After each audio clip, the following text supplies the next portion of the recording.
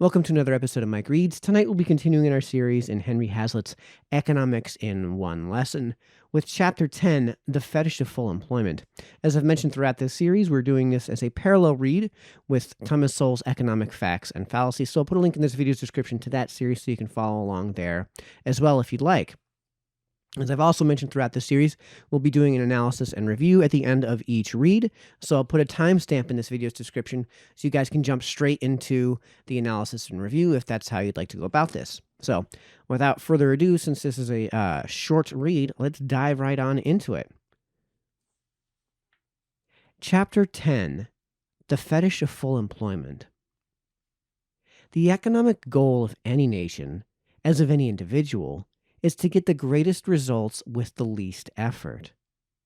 The whole economic progress of mankind has consisted in getting more production with the same labor. It is for this reason that men began putting burdens on the backs of mules instead of on their own, that they went on to invent the wheel and the wagon, the railroad and the motor truck. It is for this reason that men used their ingenuity to develop 100,000 labor-saving inventions. All this is so elementary that one would blush to state it if it were not being constantly forgotten by those who coin and circulate the new slogans. Translated into national terms, this first principle means that our real objective is to maximize production. In doing this, full employment, that is, the absence of involuntary idleness, becomes a necessary byproduct. But production is the end, employment merely the means. We cannot continuously have the fullest production without full employment, but we can very easily have full employment without full production. Primitive tribes are naked and wretchedly fed and housed, but they do not suffer from unemployment. China and India are incomparably poorer than ourselves, but the main trouble from which they suffer is primitive production methods, which are both a cause and a consequence of a shortage of capital, and not unemployment. Nothing is easier to achieve than full employment once it is divorced from the goal of full production and taken as an end in itself. Hitler provided full employment with a huge armament program.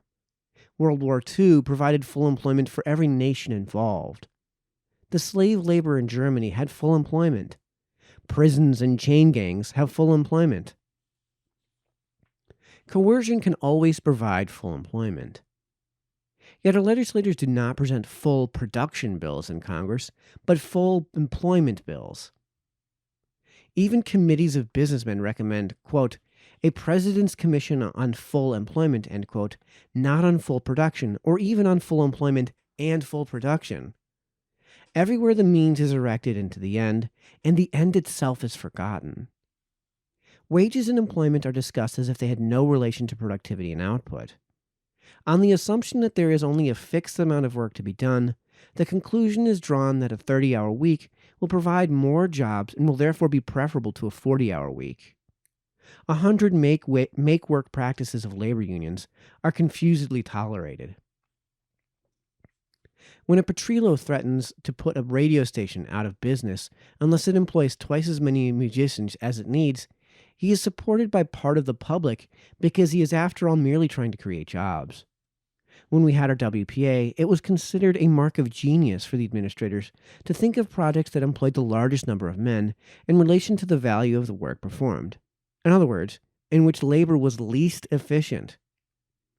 It would be far better, if that were the choice, which it isn't, to have maximum production with part of the population supported in idleness by undisguised relief than to provide quote-unquote full employment by so many forms of disguised make-work that production is disorganized. The progress of civilization has meant the reduction of employment, not its increase. It is because we have become increasingly wealthy as a nation that we have been able to virtually eliminate child labor, to remove the necessity of work for many of the aged, and to make it unnecessary for millions of women to take jobs. A much smaller proportion of the American population needs to work than that, say, of China or of Russia. The real question is not how many millions of jobs there will be in America 10 years from now, but how much shall we produce and what, in consequence, will be our standard of living. The problem of distribution, on which all the stress is being put today, is after all more easily solved the more there is to distribute. We can clarify our thinking if we put our chief emphasis where it belongs, on policies that will maximize production. All right, that concludes tonight's read. Now on to the analysis and review part of the video. All right, welcome to the analysis and review part of the video. So we've got no quotes to go over today because it's a very short read and a very short, sweet, and simple lesson. But before we get into that, we just have to remind everybody of the context. And that context is that this book was written in 1946, and updates continued only for about another decade or so. So when he talks about China, India, and Russia, remember that he's doing it under those contexts. He's not talking about China, India, Russia necessarily today. And the absolute destitution that China, India, and Russia suffered from in 1946 isn't to the scale that it is. It today is not to that scale. So this is kind of a bit of an offshoot, and it's a lesson that he's doing, I think, pragmatically, because it actually doesn't stem from the one lesson, the broken window fallacy. And he doesn't actually root it in that fallacy, too, throughout the course of that read, as you surely just saw. But he needs to make this point, because if he doesn't make this point, then there's going to be some points that he's going to have to bring up in further chapters that are going to need that explanation. So he's basically getting a point out of the way that he needs to make as a pragmatic matter for allowing the book to move forward. Because, again, this really isn't an extension of the broken window fallacy. I suppose it could be circulated back to it through some extremely circuitous method. But the main point that he's trying to get to is that when it comes to economic policy, from a governmental perspective, the end is maximum production, which we know from Smith's lesson, which I talked about when it comes to interference. I'll link to my series on interference in this video's description so you guys can check that out.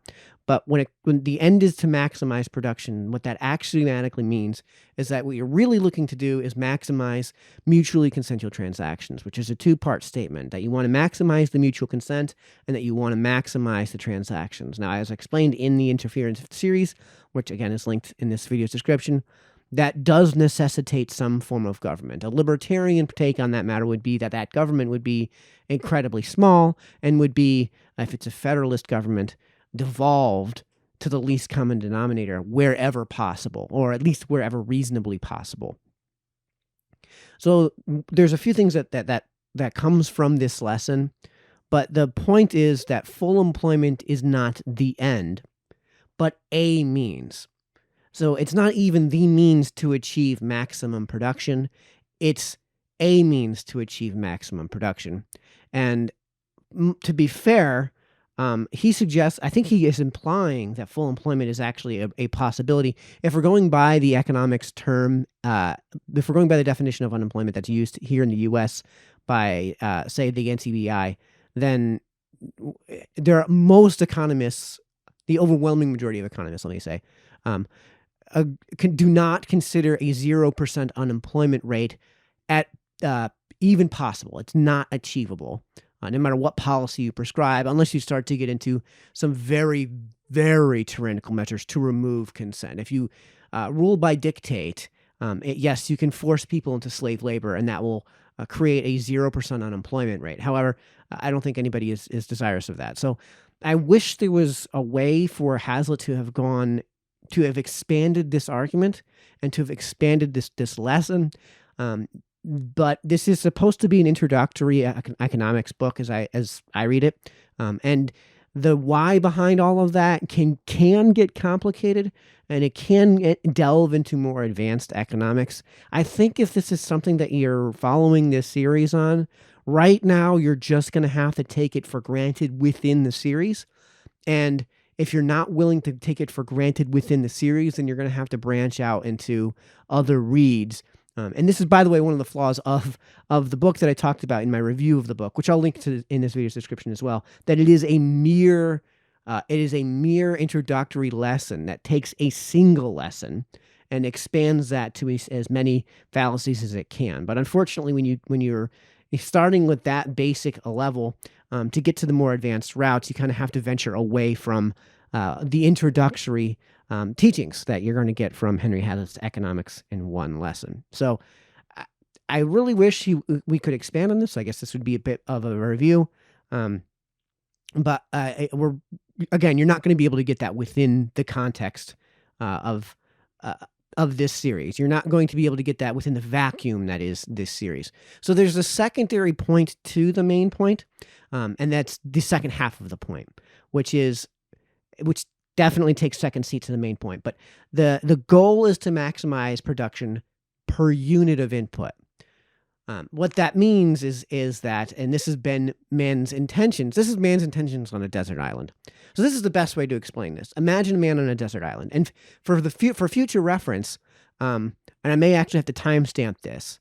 Whenever you have a discussion in economics and economic policy, a great place to start is imagine the man on an island. So when you discuss rights, imagine a man on an island. What rights does a man on a desert island have? Stripped of his clothes, stripped of all of his possessions. What rights do they have? So that's a great. It's a good starting point for a thought experiment into philosophy in general, and then of course in certain respects when it comes to the goal in terms of economic policy, because there is a moral element to that when producing policy that is related to economics. So human beings naturally endeavor on an island, on a desert island, to maximize their productivity per unit of input. We all saw Castaway. At some point, he realized that Tom Hanks' character, instead of using shells and shards of rocks to do his cutting, he found the blade of an ice skate, and he used the blade of the ice skate to make tools. And what he eventually found is that if he tied the blade of the ice skates to a stick, he could make kind of an axe and be even more productive for the same level of input. He used his tools to perform basic medicine. He used his tools to make other tools that allowed him to, for example, go fishing, spear fishing, and be significantly more productive in that matter. If we took this to its logical end, yes, you would want a bed so you could sleep and be more productive and not have to worry at night about sleeping on the cold, bare ground. You'd not have to worry about sleeping in, a pool of water. You wouldn't have to worry about creepy crawlies crawling all over you as much as you would if you were sleeping on an elevated body of some sort. You would want to build a roof so you don't have to worry about rain. Eventually, you'd want to build 4 walls so you can shield yourself from the elements. And the end result, of course, is not only are you more comfortable, most importantly, you are protected from these elements that you no longer have to think about.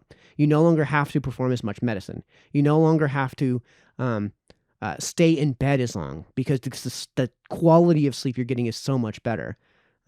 It is a natural tendency of man to not have to work as much. So the goal is never employment, even when there isn't government.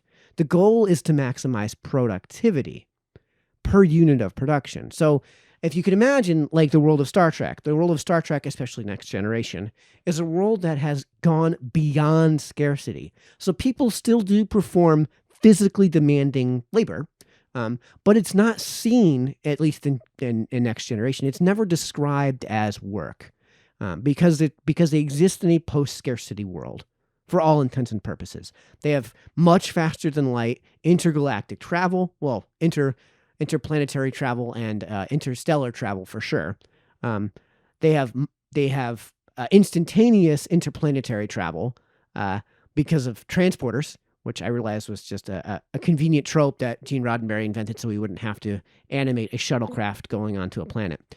But still, they have the transporter. They have the replicator in Next Generation, which allows you to create something, create whatever you want in an instant from nothing, and apparently at no cost. They have the antimatter generators that basically create an infinite supply of energy. It's kind of ascientific how they describe antimatter and these antimatter and matter collisions, but and the containment field is a bit ascientific, but still, they have basically an infinite supply of energy. There's no transportation costs. They can go to other planets, so if they wipe out all the resources on Earth, they can just spread to another planet. If there's a resource that has shortages on Earth, you can spread out to another planet and instantaneously have an infinite supply of that resource. You can make something from nothing at an instant and at no cost, and you have instantaneous travel from within the planet, because you can go from, say, San Francisco to London in an instant, and not have whatever method you're using to perform the transportation occupy any actual meaningful space. So just as a bit of an aside, the world of Star Trek that Gene Roddenberry envisioned was actually not a communist society. It was actually a post-scarcity world, a little bit of it's been described as a libertarian's wet dream, if you will, an incredibly optimistic, probably delusionally so, take on the future and the existence of a post-scarcity world. Now, I'll grant that in a post-scarcity world, there are other problems you're going to run into. There are serious consequences for post-scarcity world, like how do you find meaning and purpose when everything costs nothing? When so many people find meaning and purpose through the struggle. This is actually part of the Judeo-Christian tradition of how, and actually Confucius talked about this too, about how it is the struggle itself which is the thing that allows you to find meaning and purpose in life and allows you to find long-term and lasting fulfillment. So this is not really the problem I just posited. It's not really a question for economics to resolve. That's really more of a matter of philosophy and clinical psychology to answer. But the whole point of the chapter is that let's not conflate the ends here. Let's stay on target here. The end is to maximize production per unit of input, and full employment, if you will, is only a means, and it's not the only means, which he will get into and expand upon in future chapters. And speaking of future chapters, the next chapter we will be reading is chapter 11 in this series, which is who's quote-unquote protected by tariffs. So until then, this has been Mike, signing off.